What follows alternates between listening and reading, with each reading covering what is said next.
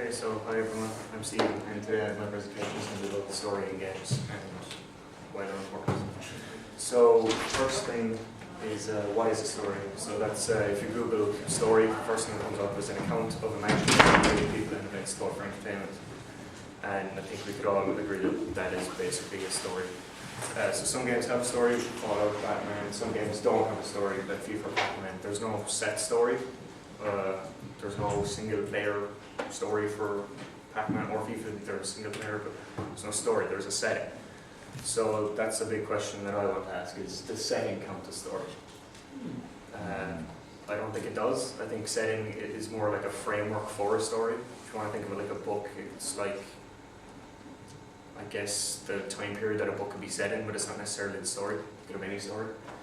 So all games have a setting, not all games have a story. So Pac-Man, the setting, ghosts chasing you, you want to eat or something, who knows, whatever you want, or Tetris, because I know we all have our favourite interpretations of Tetris, like communism or whatever. Hey, that was a music video. Whatever. So I think it's the setting of the game that allows the player to create their own story. It's like the framework and the Tetris example. So does story even matter for games? That's kind of not even a big question. I don't think it does. I mean, Destiny's over 25 million registered users, but it's so heavily criticized for its lack of story at the start. People just didn't care about it. You had to go on the website to find the characters that aren't the story, which wasn't even that engaging. But people still play it constantly, day after day, hour after hour, week after week, year after year. And you can see the top 5 best-selling games don't have really set stories. So that's Minecraft, Wii Fit, and Tetris. So what's the story for Wii Fit? I don't know. So as long as your game is engaging and entertaining, story does not matter. It's a bonus. If you build a game around the story better be good. But if you have good gameplay and your ideas are pretty good, you have good mechanics, and it's fun, it's the main thing. Story, not really an issue.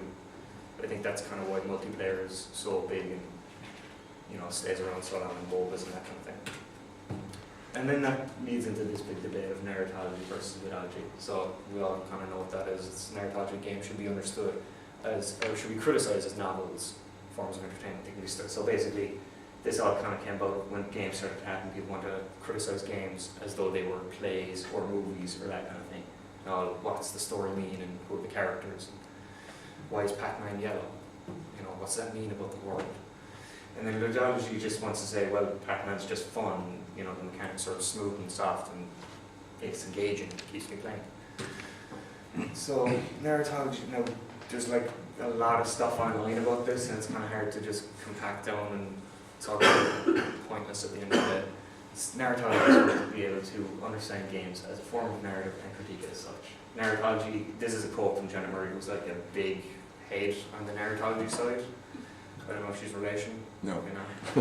So narratology is a category of interest to the computer game formats that represents the authority against which they have rebelled, the thing that must be repudiated in order for their interpretation to have meaning. Basically what that means is, I have no idea. They want to make, no, sorry, I do actually know what that means. That quote is basically on the ludologist side saying they created ludology because they don't like narratology. That's the whole thing. Ludology was created because they didn't want to fit in this perfect little box where all other forms of media are. So we kind of, as a game community, created our own little ludological interpretation, saying it's about mechanics and this and that. It's not about story and themes and setting and all this kind of crap. And then ludologists. So Espen Arce, I don't know, a lot of ludology names, not how hard to pronounce. So games are both object and process. They can't be read as text or listened to as music. They must be played. Playing is integral, not coincidental. And I think we could all agree that interactivity is the biggest difference between games and literally everything else. Until we get talking books or something like that. So play is the most crucial part, and story is inconsequential. And I personally agree with that. As long as your play is good, story, if it's there, fantastic. If it's not, oh. And I did not make this picture. That is, it's kind of hard to see, but it's kind of like a boxing match. That's Janet Murray and that's Gonzalo Frasca, and they're both kind of big heads in the community of the debate. But does the debate matter? I don't think it does. I don't think it has any bearing at all. I think it's just a bunch of academics that want to fight back at each other and, you know, validate their own need to criticize things for criticism's sake. I don't think any game developer says, oh, well, is our story good enough? I think they say, if they're building a game for a story, great, let's have a good story and then build a game around that. Or the other way around. I don't think they say, well, you know, narratologically speaking, how good is this game? I don't think anyone really cares. So I may say I'd like to come up with my own definition as kind of an in-between. Say, I haven't thought of a name yet. If you've got any suggestions, I'd love to hear them. Ideology. Maybe. How would you spell it though? Any questions? How would you spell it? Yeah, you talk about games having a story. Your essay will just be focusing on kind of the inbuilt stories of games as opposed to kind of organic storytelling or stories that players come up with based on their. Well, that's the thing. Like that's kind of the difference between a story and a setting for the framework. Because I mean, like any player can make any story out of any game. If a game has a story, like Call of Duty technically has a story, but on multiplayer you could say, well, I'm this commando, and then the next mission you'd be, well, I'm this guy's brother, and he died in the last game, so now I'm avenging him. But that's not the plot of the story. So yeah, I'll mainly focus on game stories that come with it. But yeah, I probably will mention stories that players craft themselves. Yeah. Do you think gameplay should drive the story, or should the story drive the gameplay? It depends, because I mean, Uncharted, it's all about story, and the gameplay's kind of not really changed. But like, you need the gameplay there, so I mean, in one way it's kind of like gameplay drives the story, but story is just the way to get to the next level.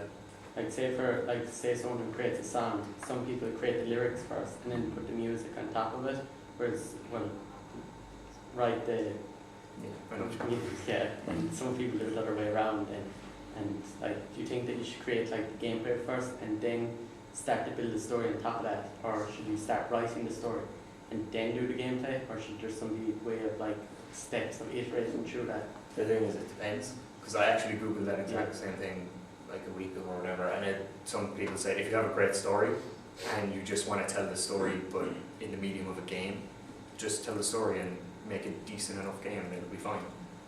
But then other people were like, no, we think of this really cool mechanic, and then if we can think of a story that will say, you know, oh, this guy flies because of this reason, great. But if it, you know, story doesn't import, if it's not that important, they focus on gameplay first. So it really all depends on the developer and the situation. If I'm going to make kind of suggestions for two examples, Shadow of Mordor, that seems to me personally like a game where they built mechanics and then built the story on after. Or something like Telltale Games, The Walking Dead, that's a story. But would you say that was a game? Well, I thought both of those a game. You know, I'd agree Shadow of Mordor, but I don't know about any of the Telltale games because you're kind of just there's some moving across the world. debatability, but I do obviously think they're more of a game. I'd say it's an interactive story. I'd say it's kind of a middle ground. Yeah. You know, you There's can an fail, argument and if you want to that leave can the be story there, you can, but... You could also argue that this is, again, just academics arguing. For Yeah, exactly. academics. I mean, the whole thing Doesn't matter. Doesn't matter. Stephen, I can assure you that many game developers do care about a story. They want them coming back to it and back to it.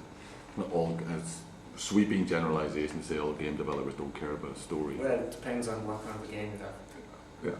Yeah. What about interpretation? Remember we agreed we're condemned to interpret. It's one of Janet Murray's favourite quotes. I mean, interpretation of what, like the themes of the game? Of everything.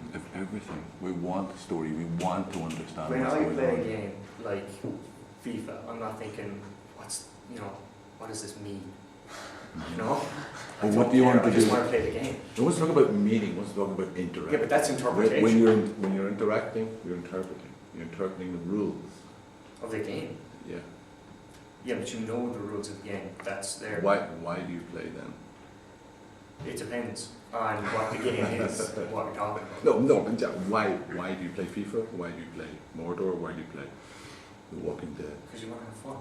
Or be engaged, or escapism, or, you know, a myriad of other reasons. But, I mean, when it comes down to it, does the story drive you to play? Because didn't you say you were addicted to Destiny? Me? Yeah, or you were. No, it was ever Quest. Ever. Playing with it. Whatever you were addicted to. Mhm. Once you finished the story, and you kept going back again and again and again, like World of Warcraft, people go back again and again, because there's a community there. Yeah, But that's not story. Exactly.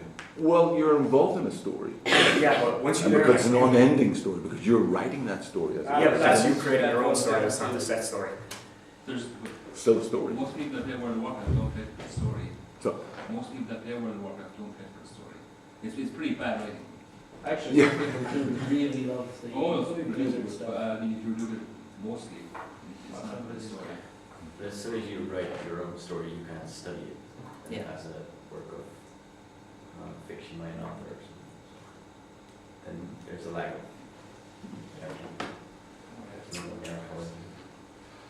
or a new form of narrative. Yeah, which is my in-between definition. That's it. We just got to get a name for it. Yeah. Okay, people, any more comments, questions? where do we draw the line between an interactive story and a game? Why do you need to?